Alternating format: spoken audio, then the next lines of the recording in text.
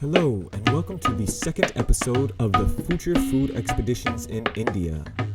This video documents a 1,200 kilometer voyage from New Delhi to Nepal and focuses on the theme of overpopulation, pollution, agriculture, and alimentation.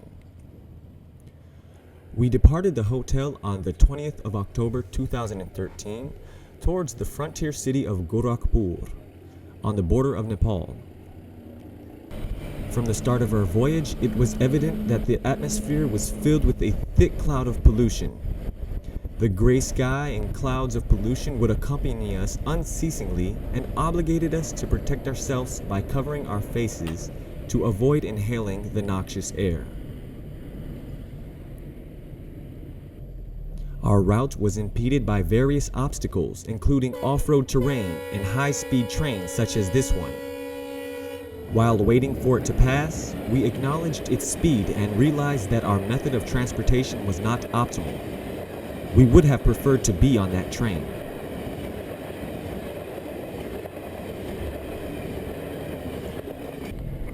We passed a multitude of smokestacks like this one, unceasingly spewing out pollution into the atmosphere all day long. The rampant pollution was evident, and we had no other choice but to cover our faces for hours at a time in order to avoid breathing the polluted air. At 8 o'clock in the morning, this thick cloud may appear to be fog. However, the pestilent odor that accompanied it led us to believe that it was actually a thick cloud of smog, which would continue to follow us for the hours to come. During the hours that we passed through the countryside, we noticed numerous crops such as sugarcane and rice paddies, condemned to breathing the polluted air and nourishing themselves with polluted water throughout their reproductive cycles. When our taxi encountered a flat tire, we found ourselves at one of the many roadside garages where a young boy was directed to repair our tire. The young boy must have been around 5 years old and would undoubtedly become the manager of this roadside shop someday. We watched in awe as the older man repaired a semi-truck tire in less than 4 minutes, a skill that must have been attained over the long and hard years of labor.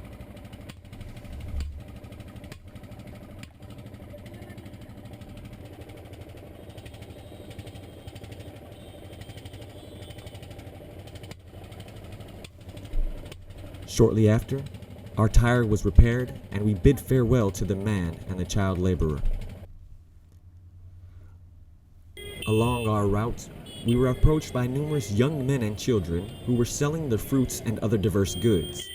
However, the ubiquitous and rampant pollution dissuaded us from consuming these locally produced fruits and vegetables. The food of the future was not yet encountered on our route.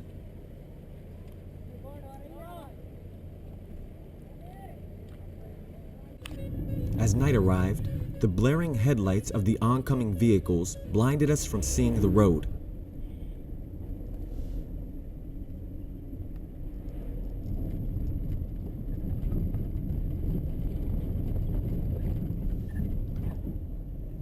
At sunrise, we would continue our route towards the frontier city of Gorakhpur. The young fruit vendors never ceased to propose their services. We arrived at the city of Gorakhpur, which is home to a population of 4,500,000 inhabitants.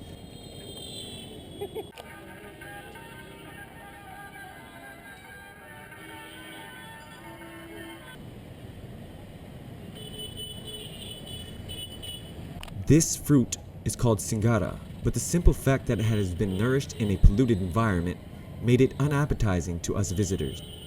Overpopulation was evident, and venturing out into the streets was a veritable fiasco and opportune chance to unintentionally get lost. I think that I forgot tell you.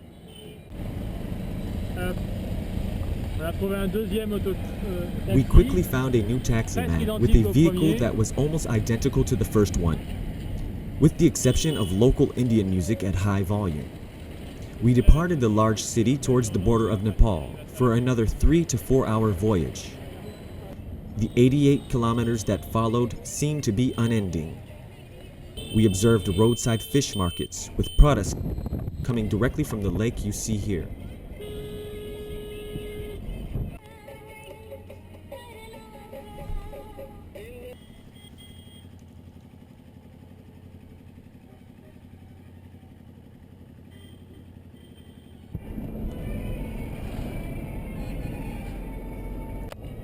At nightfall, we were blinded once again by the blaring headlights of oncoming semi-trucks and buses. As we arrived at the border, we completed the formalities necessary to obtain our visa for Nepal and quickly traversed the border on foot. The visa process was extremely simple compared to that of the Indian visa process.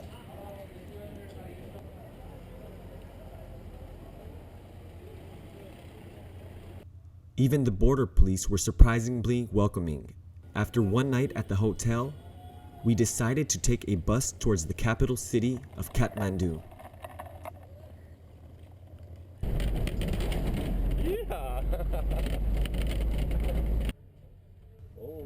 The voyage on the bus lasted 12 turbulent hours, during which we encountered one flat tire and hundreds of other buses crossing our path in the opposite direction.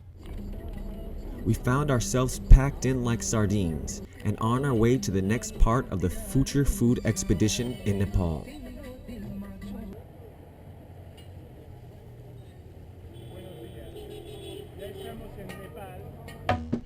Thank you for watching the second episode of the Future Food Expeditions in India.